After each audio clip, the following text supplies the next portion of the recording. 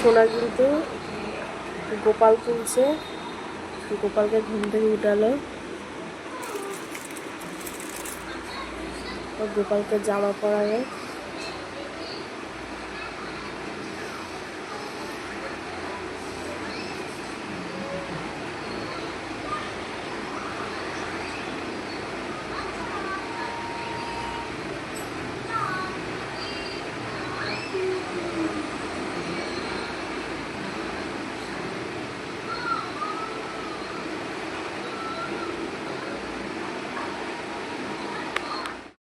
জামা পরানো হয়ে গেছে গোপুসোনার। এবার কিন্তু গোপুসোনারে খেতে দেবে।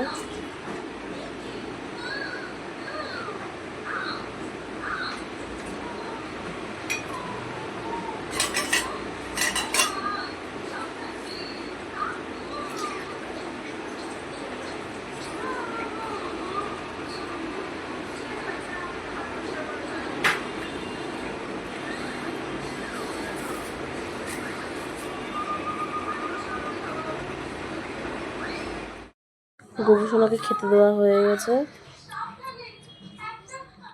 গুড মর্নিং বন্ধুরা, তোমাদের কাছে নতুন ব্লগ নিয়ে চলে এসেছি আজকে সকালে।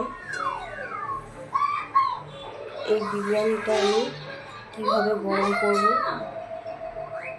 দেখো। প্রথমে কড়াইতে জল নেবো,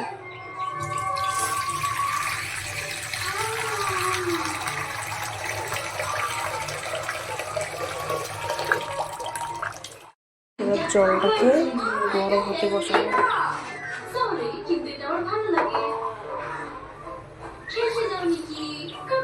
তারপরে স্ট্যান্ডটা জলের মধ্যে বসাবো।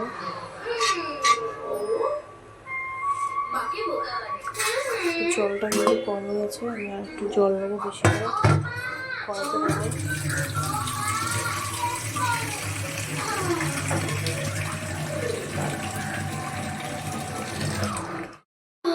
বেশি করে জল নেবো, স্ট্যান্ডটা যাতে ডুবে যায়। এবার বিরিয়ানিটা গরম হতে বসাবো। এবার একটা কিছু দিয়ে ঢেকে দেবো। বিরিয়ানিটা কিন্তু গরম হয়ে গেছে, 5 মিনিট বন্ধ করে রাখবো। ভাপে ভাপে বিরিয়ানিটা ভালো মতো গরম হয়ে যাবে। তোমরা যদি চাও তাহলে এভাবে বিরিয়ানি কিংবা রাইস গরম করতে পারো।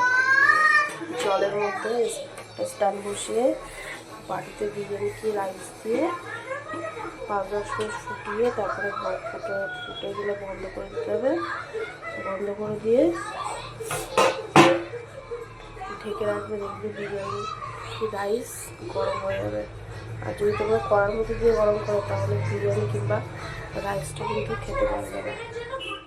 ঢেলে নিয়েছি, এবার ছোটো সোনা ও বড় সোনাকে বিরিয়ানিটা দেবো। দুই ভাই বোন কিন্তু বিরিয়ানি খাচ্ছে আর টিভি দেখছে।